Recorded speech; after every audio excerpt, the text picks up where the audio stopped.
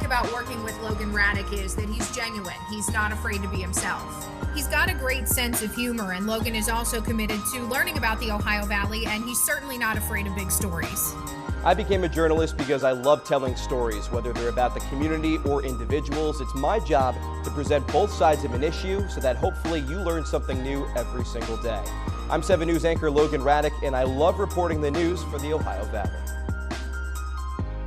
But first, 7 News has learned from several reliable sources that Wheeling Jesuit University fired many of their faculty members today. Well, Joe Biden is hoping that the third time is the charm. He unsuccessfully ran for the Democratic nomination for president in 1988 and 2008, but a lot of people know him as the former vice president. And I'm Logan Ratick. Catherine Tallman and William Brooks are both looking to unseat Terry Pugh, who is currently serving as mayor of St. Clairsville. And right now, 7 News reporter DK Wright joins us live from Belmont County with the latest numbers in this race. DK.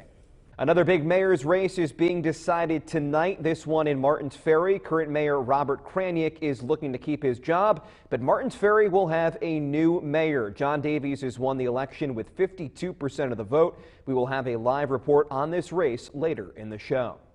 7 News is your local election headquarters. Polls have been open all day across the northern panhandle for several municipal elections. 7 News reporter Taylor Long joins us live in the studio with a full breakdown of what races you should look out for. Taylor? DK, thanks. Another important race out of Martins Ferry now. An emergency services levy was up for a vote. Right now, this levy has passed. This is a 5-year levy that would pay for ambulance service, medical services, and salaries for EMS. And I'm Logan Ratick. Manchin grabbed an early lead and held onto it all night long. The fight for this seat has been intense since Patrick Morrisey won the Republican primary back in May.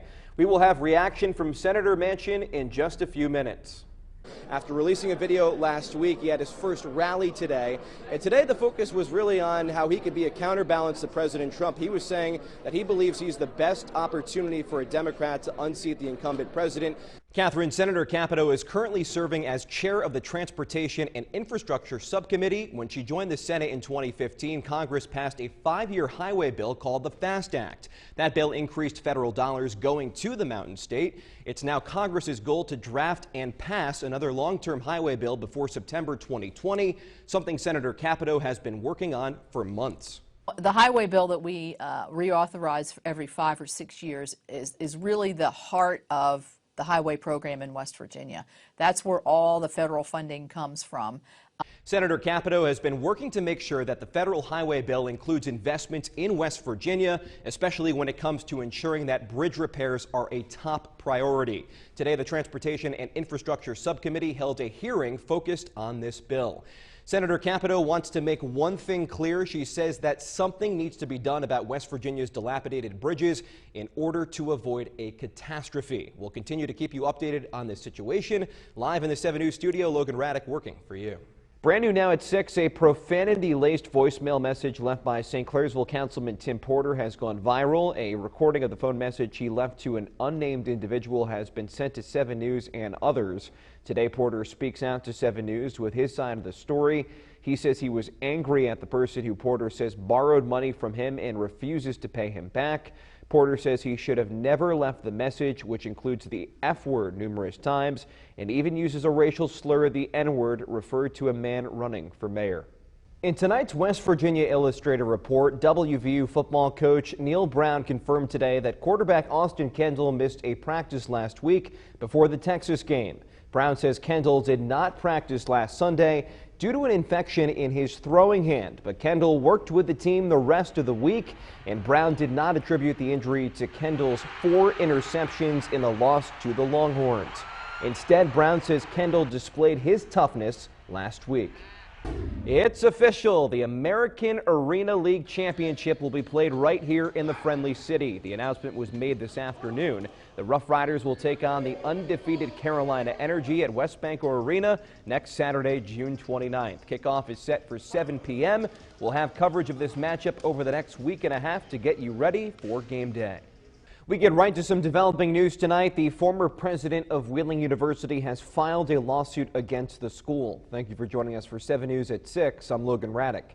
7 News has learned Michael Mahalio is not only suing the university, but the Diocese of Wheeling, Charleston, and several other people. His complaint was filed Friday in Ohio County Circuit Court. The lawsuit alleges Mihalio found alleged fraudulent activities when he was president. He also stated that he didn't know how bad the school's finances were before taking over. The lawsuit also alleges the school used money donated for scholarship purposes to cover the daily operations. He's represented by Wheeling attorney Teresa Torreseva. All new tonight, the Weirton Police Department would like to make residents aware that there are currently no fundraising campaigns going on. People are receiving scam calls for donations to help out local police departments, the FOP, or slain and wounded police officers. These charity scam calls are getting more and more common. Scammers will ask for money and are often pushy or aggressive. If you get one of these calls, do not donate money. Just hang up the phone. Take a look at this. President Donald Trump is coming back to the Mountain State. The president will be in Wheeling on July 24th at a private fundraiser being held by Murray Energy CEO Robert Murray. Ohio Governor Mike DeWine and West Virginia House Speaker Roger Hanshaw will also be in attendance. Also out of Jefferson County, a pair of levies are being voted on tonight in Wells Township, one dealing with police protection and the other having to do with fixing the roads. So what have voters decided and how will these levies impact the community? For those answers, let's check in live with 7 News reporter Taylor Long. Taylor. Another story we're closely following now at 6. Police in Richland Township need your help identifying the suspect in a theft investigation. Thanks for joining us tonight for 7 News at 6. I'm Logan Ratick. Here's a first look at the suspect. Authorities say the man stole Milwaukee tools from Rural King at the Ohio Valley Mall. If you have any information on who this is, you're asked to call the Richland Township Police Department at 740-695-9543.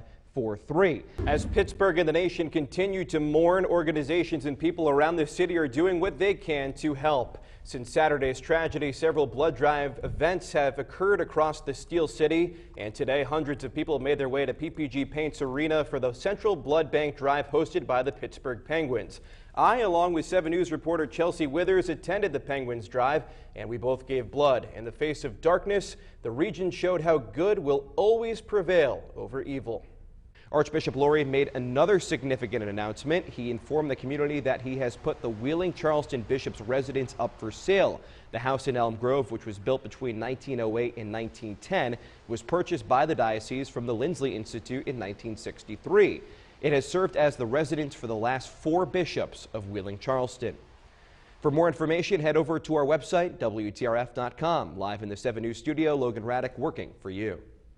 All new tonight at 10, sex trafficking has become a nationwide issue, but here in West Virginia, officials are seeing a disturbing twist. The Brooke County Board of Education and the BDC are trying to sell the former Follinsby Middle School. The property was on the auction block Monday at 10 a.m., but by 10:30, no bids had been placed. Officials tell us that they opened the bidding at $700,000, but Superintendent Crook is confident that the board and the BDC will be able to find a buyer. Well, Catherine, not too much has changed since we spoke to you a little bit under an hour ago. Right now, officers and investigators are still on scene trying to figure out what exactly happened here on Delaware Street a little bit earlier. We can tell you that the first 911 call came in around 4:16 p.m. The victim is a black male. He was shot multiple times and was non-responsive at the time. He was transported to Wheeling Hospital by the Wheeling Fire Department. We're still trying to figure out the status of the victim. Now, in terms of the suspect, that's unclear. It's possibly a male in his 20s wearing a black shirt. We don't know the race of the suspect. He ran towards the back channel of the Ohio River. Detectives, as I mentioned, are still on the scene. The search is on, and this all happened outside in this alley. And as I mentioned, last we checked, the victim is still alive. And later tonight, we're going to have more information for you on 7 News at 10 and 11. We're also going to be speaking with an officer who will tell us more about the situation. But for now, reporting live on Wheeling Island, Logan Ratick working for you.